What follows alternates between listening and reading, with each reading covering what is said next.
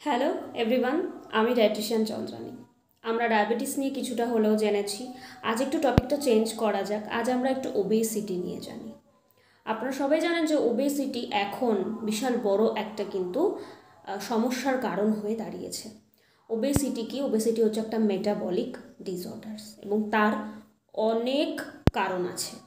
এক একজনের ক্ষেত্রে এক একটা কারণ ভ্যারি করে, আবার এক একজন ইন্ডিভিজুয়ালি অনেক কারণে তার ওবেসিটি হতে পারে। তো সবার প্রথমে বলি যে আমি আমার লাইফে যত পেশেন্ট কাউন্সেলিং করেছি, সেটা খুব সামান্য হোক বা অনেক হোক, আমি বেশি কাউন্সেলিং করেছি কিন্তু ওবেসিটির পেশেন্ট। ওকে, তারা বেশিরভাগই যে আসতো তাদের ওভারওয়েট বা ওবেসিটির সমস্যা নিয়ে। তো চলুন মুদ্রা কথায় আসা যাক। ওবেসিটি হাউসওয়াইফসদের মধ্যে ওবেসিটির প্রবণতাটা কি কারণে হয়, তার দুটো তিনটে কারণ আপনাদের সাথে আলোচনা করি। প্রথমেই বলি, হাউসওয়াইফসরা কী করে? হাউসওয়াইফ যারা সারাদিন ঘরে থাকছে, তারা কুকিং করছে, বাড়ির প্রত্যেকের খেয়াল রাখছে। বাড়ির প্রত্যেকের খেয়াল রাখতে গিয়ে তারা নিজেদের খেয়াল রাখতে কিন্তু ভুলে যাচ্ছে।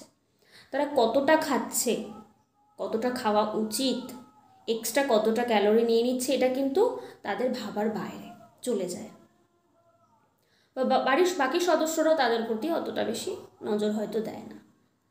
সবার প্রথমেই বলি, হাউসওয়াইফস যারা আছে তাদের মধ্যে এই ওবেসিটি বা ওয়েট বেড়ে যাওয়ার একটা বিশাল বড় রিজন হচ্ছে ফন্ড অফ কুকিং, কুকিংয়ের প্রতি আসক্ত। অনেক সময় আমরা দেখি কি, কুকিং করতে করতে সাপোজ কেউ চিকেন পকোড়া বানাচ্ছে, চিকেন পকোড়া বানিয়ে সে যে কুকিং করছে, সে বাড়ির মা হোক, বাড়ির বউ হোক, যেই হোক, সে ওটাকে যখন তুলছে, তোলার পর সেখান থেকে চিকেন পকোড়া বানাতে বানাতে সে কতগুলো চিকেন পকোড়া সে খেয়ে ফেলছে, সে কিন্তু সেটা খেয়াল করছে না, সে কতটা এক্সট্রা ক্যালোরি কিন্তু নিয়ে নিচ্ছে। তাই এই ফন্ট অফ কুকিং কিন্তু ওবেসিটির একটা বড় কারণ।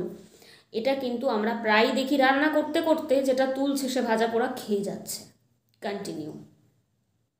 এটা কিন্তু একটা ভীষণ বড়, বা যে সমস্ত মহিলারা কিচেন রিলেটেড কাজ যারা করে থাকেন, প্রফেশনে আছেন, তাদের মধ্যেও কিন্তু এই ওবেসিটির চান্সটা আছে। আরেকটা বড় কারণ হচ্ছে লেফট ওভার ফুড, বাড়িতে বেঁচে যাওয়া খাবার। এরকম অনেক বাড়ি কিন্তু আছে, দেখবেন মাসের মধ্যে 20 দিনই তাদের এক্সট্রা খাবার থাকে বা ফেলা যায়। বা অনেক ক্ষেত্রে বাড়িতে কি হয়, বাড়ির সদস্যরা তাদের যতটা প্রয়োজন ব্যাস তারা খেয়ে নিচ্ছে, বাকিটা তারা খাচ্ছে না, এবং বাড়ির মহিলা লেফট ওভার ফুড ফেলে দেবো, সেটা নিজেই ইনটেক করছে।